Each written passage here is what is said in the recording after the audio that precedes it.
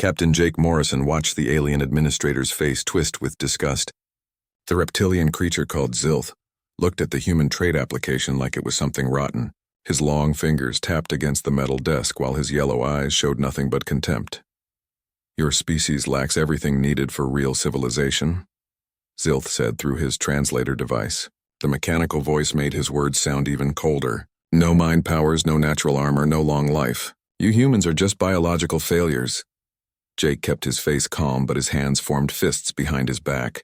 50 years had passed since humans first met the Galactic Confederation. 50 years of being treated like dirt by every alien species they encountered. The huge space station called Nexus orbited the gas giant Kepler 442b and served as the galaxy's main trading hub. Getting permits here meant everything for human merchants trying to make a living among the stars. "We may not have those abilities," Jake replied carefully, "but humans work hard and learn fast. We could be valuable partners." Zilth made a sound that might have been laughter. His translator rendered it as harsh static. "Partners. You barely qualify as a recognized species. The Confederation allows you to exist in our outer trading zones because we are generous. Do not mistake our kindness for respect." Dr. Linda Hayes stood beside Jake and felt her jaw tighten. She had spent 20 years studying alien biology and technology.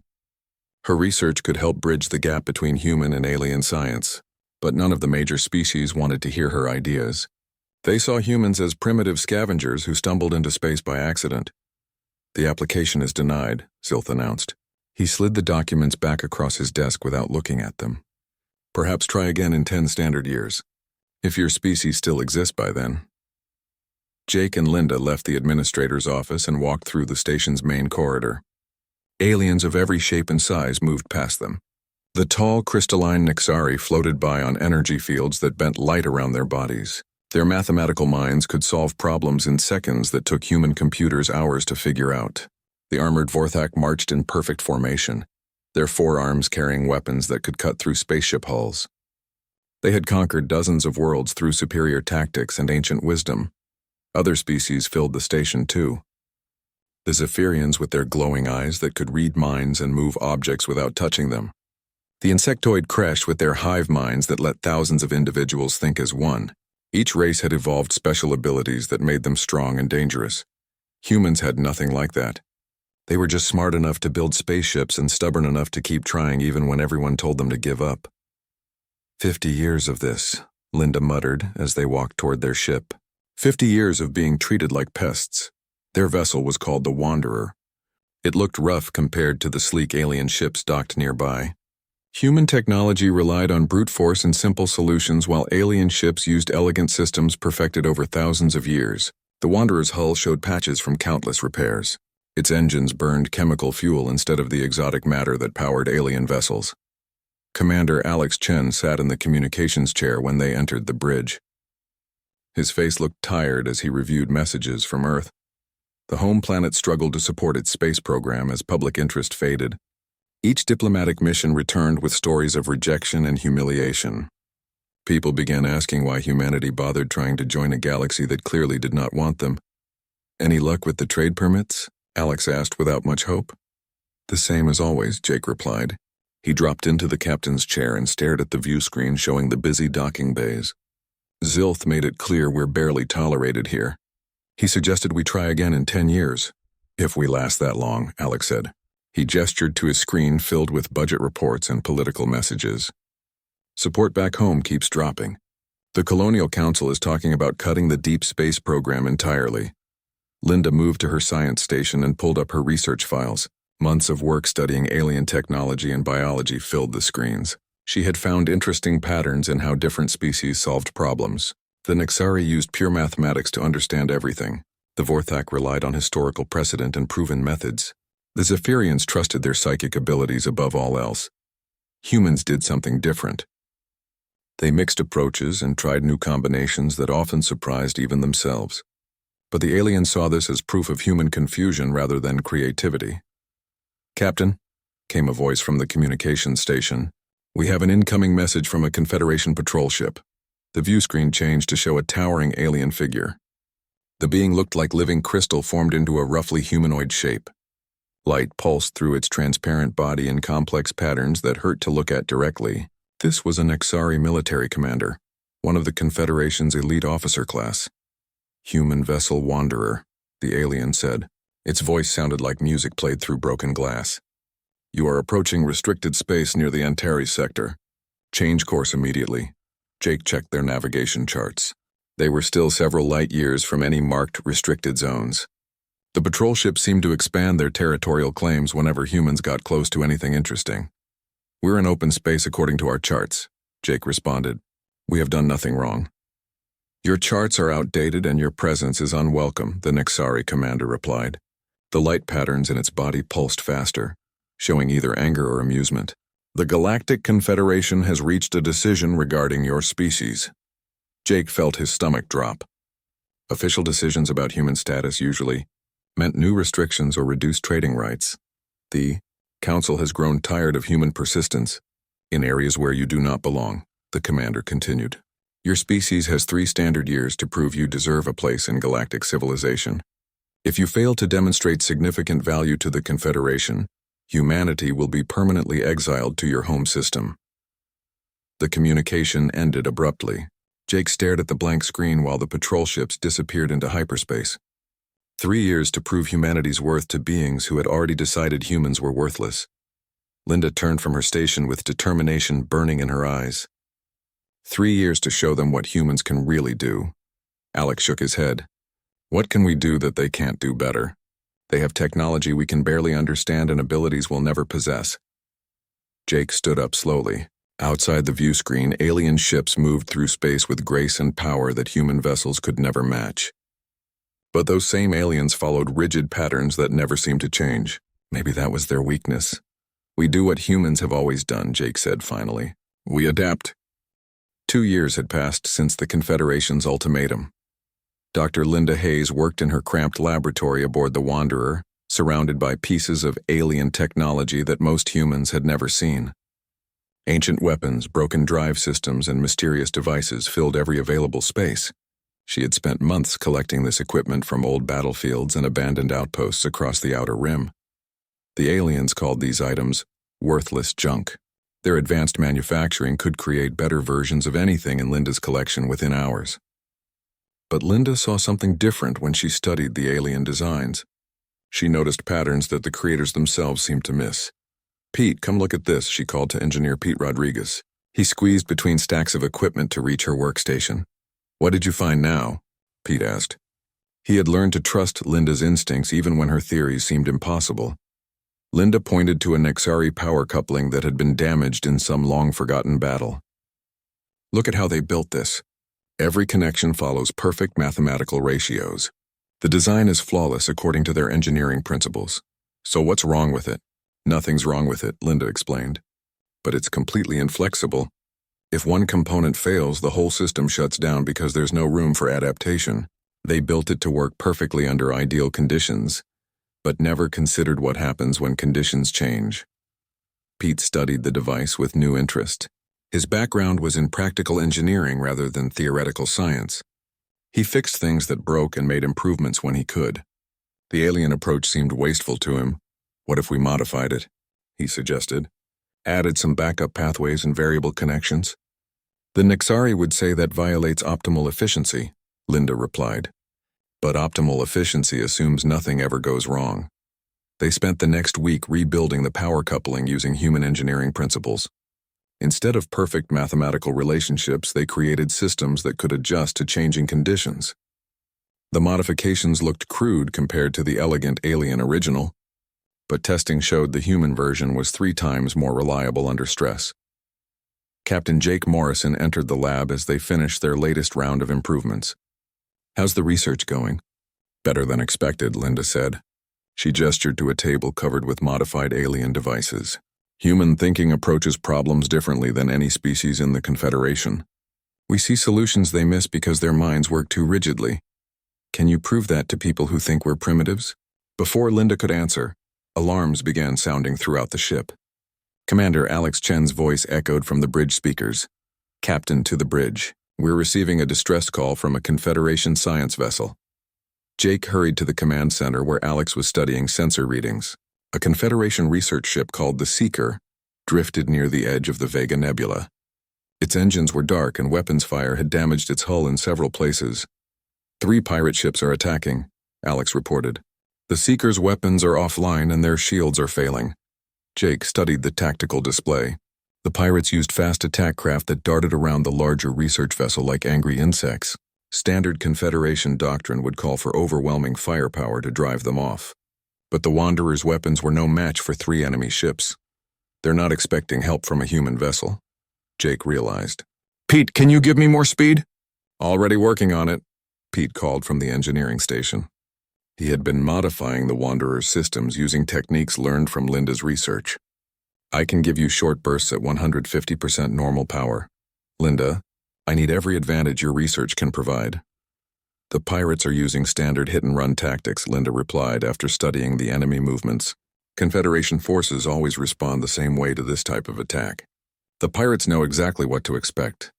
Then we'll give them something different. Jake ordered the Wanderer toward the battle at maximum speed. The pirate ships detected their approach and one broke off to intercept. Its pilot probably expected an easy victory against the crude human vessel. Instead of engaging directly, Jake used the nebula's gas clouds for cover. The Wanderer disappeared into the colorful mists while Pete rerouted power through Linda's modified systems. When they emerged, their weapons hit the pirate ship from an unexpected angle. The enemy vessel's shields were designed to stop frontal attacks, not hits from above and behind at the same time. The pirate ship spun out of control as its systems overloaded. The other 2 attackers turned to face this new threat, giving the Seeker time to restore partial power to its defenses. They're adapting to our tactics, Alex warned as the remaining pirates changed formation. Then we adapt faster, Jake replied. The battle became a deadly game of innovation. Every time the pirates adjusted their strategy, Jake found a new approach they hadn't seen before. Pete's engine modifications allowed sudden changes in speed and direction that made the Wanderer nearly impossible to target. Linda's sensor upgrades revealed weaknesses in the pirate ship designs that Confederation forces had never noticed. Within an hour, all 3 pirate vessels were drifting helplessly in space. Their crews surrendered rather than face destruction from weapons and tactics they couldn't understand or counter. The Seeker's captain was a Nexari named Queltar who commanded a mixed crew of alien scientists. His crystalline body pulsed with confused patterns as he spoke with Jake through the communication system. Your combat methods violate all established tactical doctrine, Queltar said. How did you defeat 3 ships with superior firepower? We use different thinking, Jake replied simply. Your doctrine assumes enemies will follow predictable patterns. We assumed they would adapt to anything we tried, so we had to adapt faster. Dr. Elena Santos, the Wanderer's physician, worked with the rescued alien crew to treat their injuries. The Confederation had advanced medical technology, but it was designed specifically for each species. Elena's human training had taught her to work with biological systems that could vary widely between individuals. She found that human medical techniques, developed through centuries of treating a single adaptable species, worked surprisingly well on different alien physiologies. Her treatment saved lives that advanced Confederation medicine had written off as hopeless. Remarkable, muttered Dr. Vexmoth, a Vorthak scientist. Human healing methods ignore established biological barriers. They should not work on our physiology, yet they do. Elena smiled as she bandaged a wounded Nexari technician. Human medicine learned to adapt because human bodies are so variable. Every person is different, so our treatments have to be flexible. When the rescue was complete, Queltar's crew prepared to return to Confederation space. The Nexari captain studied the humans with new interest.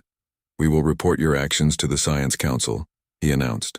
Perhaps we have underestimated human capabilities. After the alien ship departed, Jake gathered his crew in the mess hall. They had achieved something no human vessel had done before.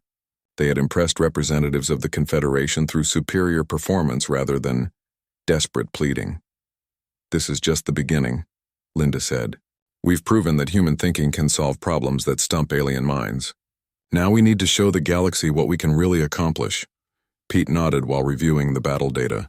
Their technology is more advanced, but our approach is more flexible.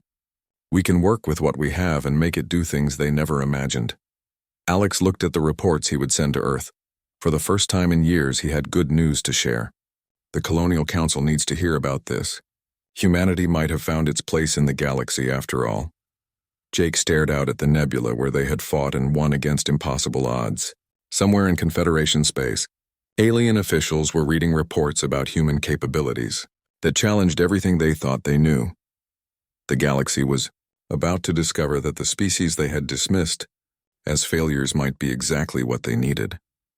6 months after the Devourer crisis, Captain Jake Morrison stood in his new office on Nexus Station and barely recognized the place.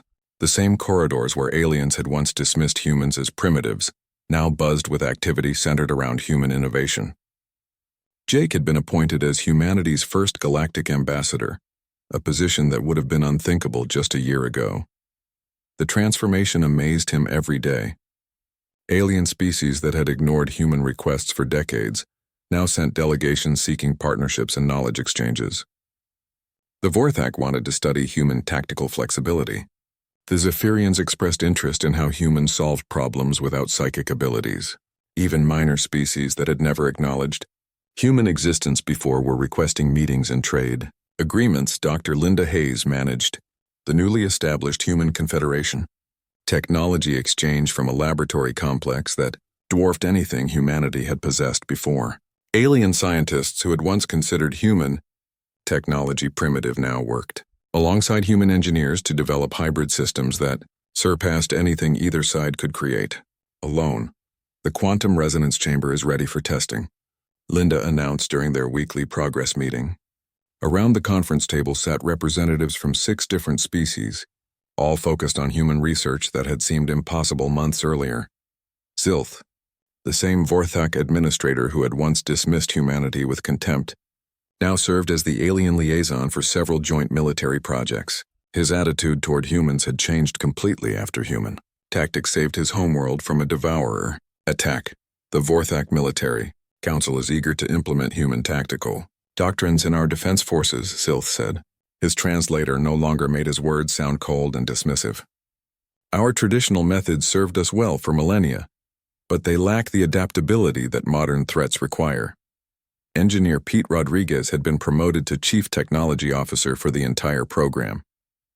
His practical approach to problem-solving had revolutionized alien engineering practices across multiple disciplines.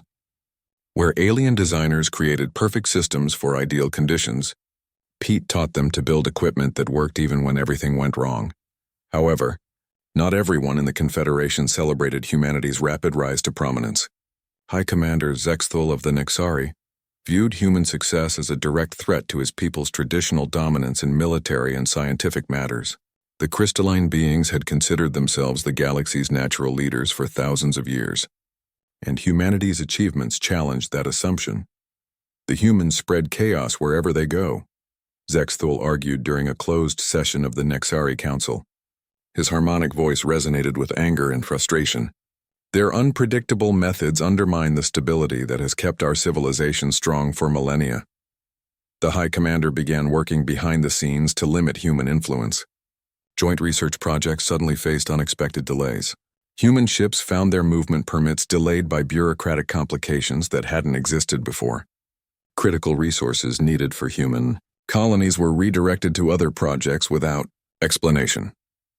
Pete Rodriguez discovered the first evidence of deliberate sabotage when a joint propulsion system failed during testing.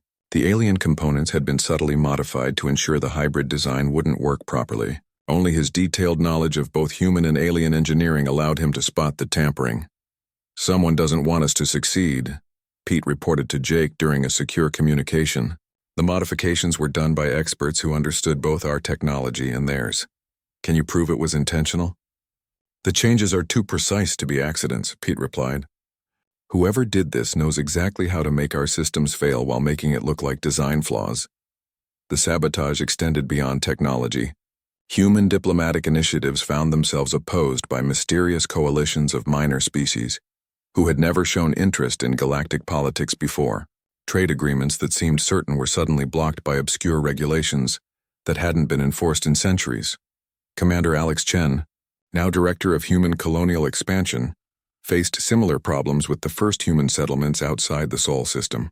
The colony ship New Horizons had established a thriving settlement on Kepler 442c, but the colonists reported strange accidents and Equipment failures that suggested deliberate interference. The atmospheric processors keep breaking down, reported Colony. Director Carol Wright during a status briefing. We've replaced them 3 times, but they fail in ways that don't match their design specifications. Are the local conditions more challenging than expected? Alex asked. That's what makes it suspicious, Carol replied. The environment is well within the processor's operational parameters. The failures only happen to critical systems, never to backup equipment or non-essential functions. Despite the hidden opposition, humanity continued to advance. Dr. Elena Santos's medical innovations had saved thousands of lives across multiple species. Her techniques for treating cross-species injuries had become standard practice in Confederation hospitals throughout the galaxy. The breakthrough that changed everything came when Elena successfully treated High Counselor Nexithval, the most senior Nexari political leader. The ancient crystalline being had suffered a rare resonance disorder that Nexari medicine considered untreatable. Elena's human approach, which combined multiple treatment methods rather than relying on a single solution, restored the counselor's health completely. Your healing methods defy our understanding of biological systems, Nexithval told Elena after his recovery. You treat symptoms that our finest physicians considered beyond help. The political implications were enormous. High Counselor Nexithval owed his life to human medicine, and his influence within the Confederation's governing structure was immense. For the first time, humanity had a powerful alien ally in the highest levels of galactic government. The situation reached a crisis point when separatist movements on several Confederation worlds began adopting human organizational principles. The rigid caste systems and hierarchical structures that had maintained stability for thousands of years faced challenges from human concepts like individual initiative and democratic cooperation. On Vorthak Prime, workers in the manufacturing centers organized themselves into flexible teams rather than traditional rigid chains of command. Production efficiency increased dramatically, but the changes threatened the authority of hereditary overseers who had managed the facilities for generations. The Zephyrian colony worlds saw even more dramatic transformations. Psionics, who had always relied on mental abilities to solve problems, began experimenting with human analytical techniques. The combination of psychic power and human-style creative thinking produced innovations that amazed both species. High Commander Zexthul saw these changes as proof of his worst fears. Human influence corrupts the natural order that has served the galaxy for millennia, he declared to his supporters. If we allow their chaotic thinking to spread, it will destroy everything our ancestors built. The High Commander's opposition culminated in a formal challenge during a session of the Confederation Council. Representatives from dozens of species gathered to debate humanity's place in galactic civilization. The humans have contributed valuable tactical insights, Zexthul acknowledged grudgingly. But their methods threaten the stability that keeps our diverse civilizations functioning together. We must limit their influence before it spreads beyond our control. Jake Morrison stood to address the council as humanity's official representative. The chamber fell silent as he looked out at hundreds of alien faces, many showing uncertainty about the species that had changed their galaxy in less than a year. Honored representatives, Jake began, we understand your concerns about change and stability, but the galaxy has always grown stronger by embracing new ideas and different perspectives. He gestured to the mixed crowd of aliens who had benefited from human innovations. The Vorthak who adopted our tactical flexibility defeated enemies they couldn't touch before. The Nexari who combined their mathematics with our creativity solved problems that had puzzled them for centuries. The Zephyrians who learned our analytical methods enhanced their psychic abilities beyond anything they thought possible. Murmurs of agreement rose from the audience, but Zexthul's supporters remained unmoved. The debate that followed would determine whether humanity continued to integrate with galactic civilization or faced new restrictions on their activities. The outcome hung in the balance as species that had never worked together before found themselves united by their shared experience with human innovation. The galaxy was discovering that diversity and adaptability might be more valuable than the rigid stability they had always prized. Jake waited for the council's decision, knowing that humanity's future among the stars depended on convincing aliens that change could strengthen rather than threaten their ancient civilization. The galaxy faced a nightmare that had slept for millions of years. Ancient machines called the Devourers had awakened in the core systems of the Orion Spiral. These mechanical entities had been built by a long-dead race as automated defenders, but their programming had become corrupted over the ages. Now they saw all biological life as a threat to be eliminated. High Commander Zex Thul of the Nexari led the Confederation's response from his flagship, the Mathematical Certainty. The massive vessel represented the pinnacle of crystalline engineering, its weapons capable of destroying small moons. Around it, the greatest fleet in galactic history prepared for battle. "Deploy Formation 7 Alpha Prime," Zex Thul commanded. His voice created harmonic resonances that his crew found soothing. "All vessels will maintain optimal firing, distances, and execute coordinated volleys according to the tactical manual." The Confederation fleet moved with perfect precision toward the Devourer positions near the Rigel system. Every ship knew its exact place in the formation. Every captain had memorized the same tactical responses that had won battles for thousands of years. The Devourers met them with mechanical efficiency that matched their own. Ancient weapons that had been designed to counter biological fleets tore through Confederation shields like they were made of paper. The alien formations that had conquered hundreds of worlds became death traps as the machines predicted every move before it happened. "Impossible," Zex Thul whispered as he watched his perfectly organized fleet being systematically destroyed. "The enemy anticipates our every tactical decision." Captain Jake Morrison received the emergency transmission, while the Wanderer docked at Luna Base for supplies. Admiral Lisa Park's face filled the communication screen, and Jake had never seen her look so worried. "The Confederation is desperate," Lisa explained. "They've lost over half their frontline fleet in just 3 engagements.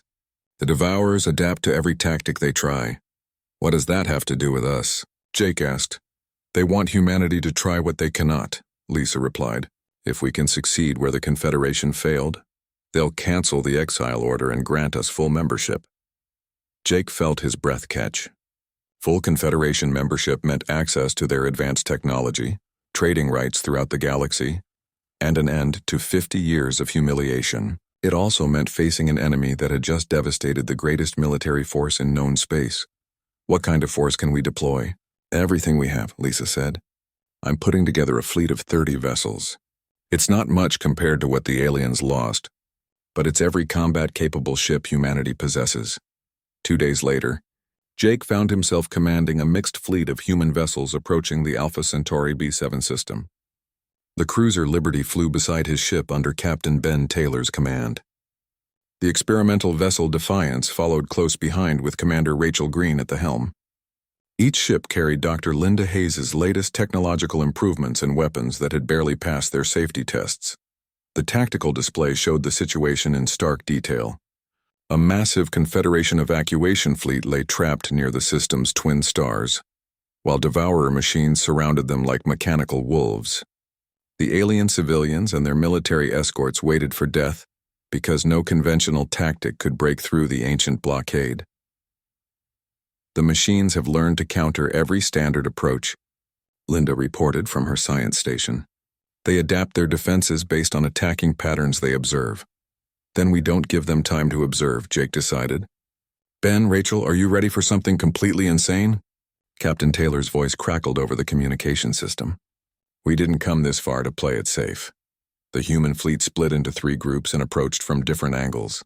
Captain Taylor led the Liberty in what appeared to be a desperate frontal assault. The Devourers moved to intercept, their weapons charging to full power as they prepared to destroy another enemy formation.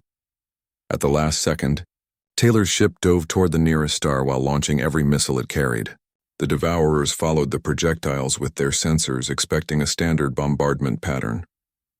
Instead, the missiles exploded harmlessly in empty space while the Liberty used the star's gravity to slingshot around at impossible speed. Commander Green's approach looked like a systems failure. The Defiance drifted toward the Devourer fleet with its engines apparently dead and weapons offline. The machines calculated minimal threat from the crippled vessel and focused their attention on Jake's main attack group. When Green's ship reached the edge of the enemy formation, it suddenly blazed to life. Hidden weapons emerged from concealed bays while the engines that had seemed broken roared to full power. The Defiance tore through the Devourer rearguard before the machines could adjust their defensive calculations. Jake coordinated the chaos, while his ship performed maneuvers that violated every rule of space combat. The Wanderer changed course every 30 seconds, never following the same pattern twice. When the Devourers began to adapt to human unpredictability, Jake switched tactics entirely and had his fleet pretend to retreat in panic. The machines pursued what they calculated as fleeing enemies, only to discover they had been led into a trap. Human ships emerged from behind asteroids and debris fields, where they had been hiding with their systems powered down. The concentrated firepower caught the Devourers completely off guard. They're trying to establish new defensive patterns, Linda called out as she monitored enemy communications. The machines are sending data to each other to counter our tactics. Can you disrupt their signals? Better than that, Linda said with excitement building in her voice.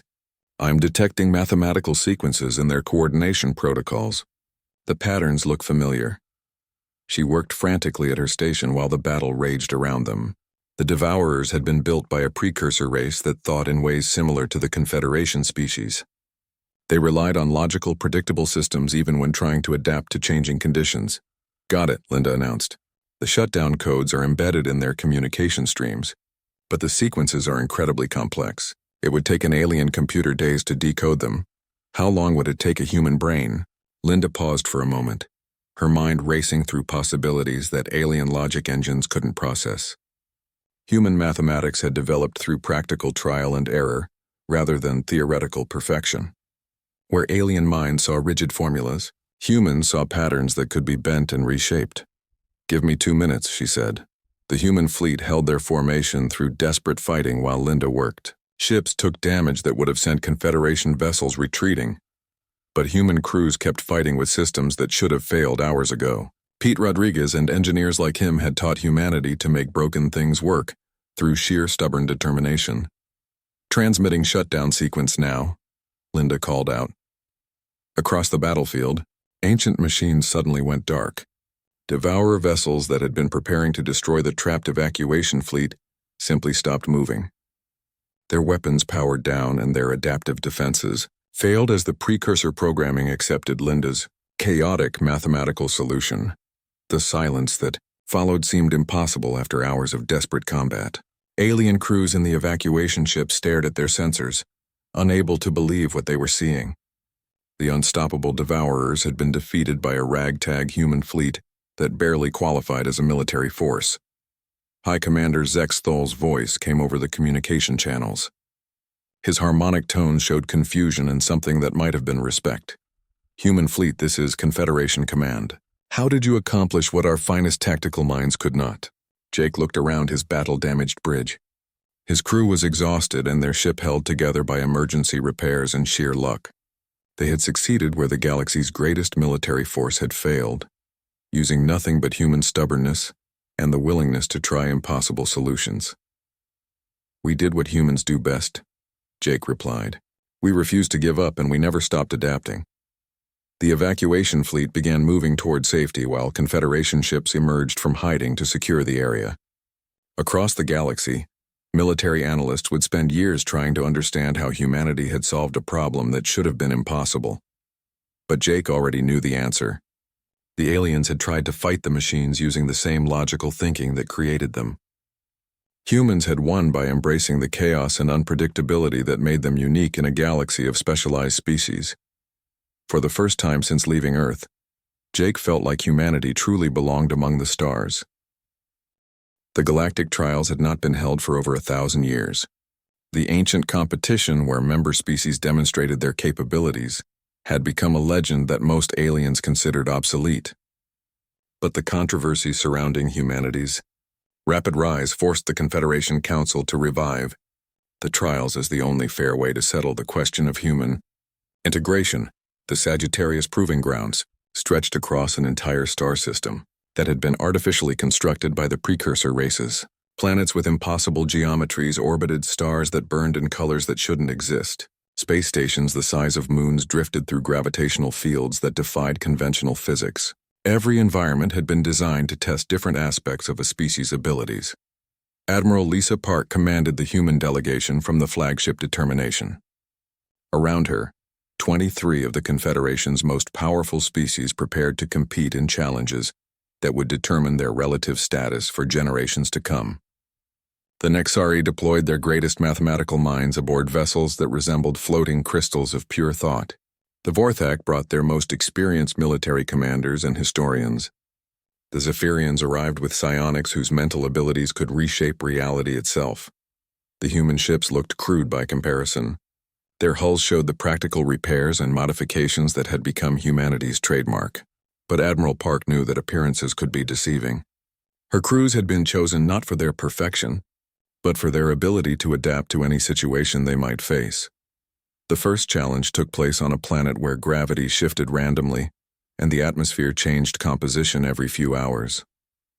The test of knowledge required each species to solve puzzles left behind by the precursor races. Ancient machines presented problems that combined physics, mathematics, philosophy, and pure intuition in ways that challenged every form of intelligence in the galaxy. Dr. Linda Hayes led the human science team through laboratories filled with devices that responded to thoughts, emotions, and approaches to problem-solving that went beyond conventional science. The Nexari attacked each puzzle with mathematical precision, calculating solutions through pure logical analysis. The Vorthak drew upon thousands of years of accumulated knowledge to find historical precedents for each challenge. The Zephyrians used their psychic abilities to sense the emotional resonance hidden within each test. The humans did something different. They combined approaches in ways that confounded the ancient testing systems.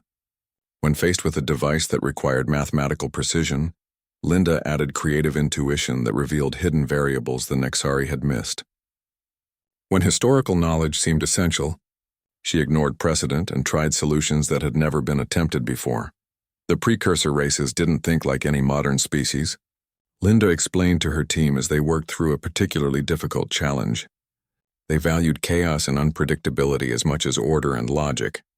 Our mathematics developed through trial and error rather than pure theory. That's exactly what these tests are looking for. The breakthrough came when Linda realized that human mathematics, with all its practical shortcuts and approximate solutions, contained the chaotic elements that the ancient machines had been programmed to recognize. While alien species tried to provide perfect answers, the humans offered solutions that shouldn't work but somehow did. The test of strength. Moved to a region of space where multiple black holes created gravitational anomalies that turned normal tactics into death sentences. Captain Ben Taylor commanded human forces in simulated battles against scenarios drawn from galactic history. Each challenge recreated famous conflicts that had defined the military development of major species. The Nexari fought with mathematical precision, calculating optimal firing solutions and fleet movements that maximized their theoretical advantages. Their formations moved like clockwork mechanisms, each ship perfectly positioned to support the overall battle plan. The Vorthak relied on proven strategies that had conquered worlds for millennia. Their commanders studied each scenario until they understood every historical detail, then applied tactics that had succeeded in similar situations countless times before. The Zephyrians used their psychic abilities to coordinate attacks that struck at their enemies' emotional weaknesses. Their crews fought as extensions of a single mind, guided by telepathic commanders who could sense victory before their opponents realized they were losing. The humans adapted their approach to each unique challenge. When facing the recreation of the Nexari's greatest victory at the Battle of Helios Prime, Captain Taylor abandoned mathematical precision for unpredictable creativity. His ships moved in patterns that defied tactical doctrine, but somehow always appeared where the enemy least expected them. Against the historic Vorthak conquest of the Rigel colonies, the humans used speed where tradition demanded patience and attacked from directions that historical precedent said were impossible. They defeated scenarios that had been won through careful planning by embracing the chaos that made rigid strategies fail. The Zephyrian psychic coordination proved most challenging to counter until the humans realized they could think in ways that couldn't be read telepathically. Human crews trained to operate with minimal communication, using hand signals and predetermined responses that bypassed the mental networks the Zephyrians relied upon. Commander Rachel Green's tactical innovations amazed alien observers who had studied warfare for centuries. Her solutions violated every rule they considered fundamental, yet they worked with effectiveness that couldn't be denied. The final challenge brought all species together for the test of wisdom. Representatives gathered in a vast chamber that existed in multiple dimensions simultaneously. Each species was asked to propose solutions to hypothetical crises that could threaten galactic civilization. The Nexari presented mathematical models that optimized resource distribution and conflict resolution through pure logical analysis. Their solutions were elegant and efficient, based on calculations that accounted for every variable they could measure. The Vorthak offered strategies drawn from thousands of years of experience managing diverse civilizations. Their approaches relied on proven methods that had maintained stability through countless challenges over the millennia. The Zephyrians proposed psychic networks that would allow different species to share emotions and perspectives directly. Their solutions emphasized understanding and empathy as the foundation for galactic peace. When humanity's turn came, Ambassador Jake Morrison stood before the assembled representatives and presented something unprecedented. Instead of claiming that human methods were superior, he suggested that the galaxy's greatest challenges required all species working together as equals. Each crisis we might face will be unique, Jake explained. Some will require the Nexari's mathematical precision to calculate optimal solutions. Others will need the Vorthak's historical wisdom to avoid repeating past mistakes. Still others will benefit from the Zephyrians' emotional insights to understand what different species truly need. He paused to look around the chamber at hundreds of alien faces showing interest rather than the dismissal he had grown accustomed to over the years, but all of them will require the adaptability to combine different approaches when circumstances change. The galaxy has never faced that kind of cooperation before, but the challenges ahead of us may demand exactly that kind of flexibility. High Commander Zexthul rose to object. The human proposal ignores the natural hierarchies that maintain galactic stability. Cooperation between equals sounds appealing, but it leads to chaos when difficult decisions must be made quickly. Respectfully, High Commander, Jake replied, our recent experiences suggest that controlled chaos might be more effective than rigid order when facing truly unprecedented threats. The debate that followed engaged representatives from dozens of species who had never seriously considered alternatives to their traditional power structures. Some supported Zexthul's position that hierarchy and specialization provided necessary stability. Others found Jake's vision of cooperative diversity intriguing enough to explore. When the formal presentations ended, the ancient judging systems activated protocols that had been dormant since the precursor races disappeared. Instead of declaring a single winner based on superior performance, the machines announced something that surprised everyone. The trials had revealed that each species possessed capabilities that others lacked, but none were complete by themselves. The Nexari's mathematical abilities were unmatched, but their rigid thinking left them vulnerable to unpredictable threats. The Vorthak's wisdom was profound, but their reliance on precedent made them slow to adapt to new situations. The Zephyrians' empathy was powerful, but their focus on emotions sometimes blinded them to practical necessities. Humanity's greatest strength was not superiority in any single area, but the ability to combine different approaches and adapt to changing circumstances. The ancient machines recognized this as a quality that could enhance rather than threaten the existing galactic order. The trials concluded with an outcome that none of the species had anticipated. Rather than ranking them in order of capability, the judging systems recommended a fundamental restructuring of galactic civilization itself.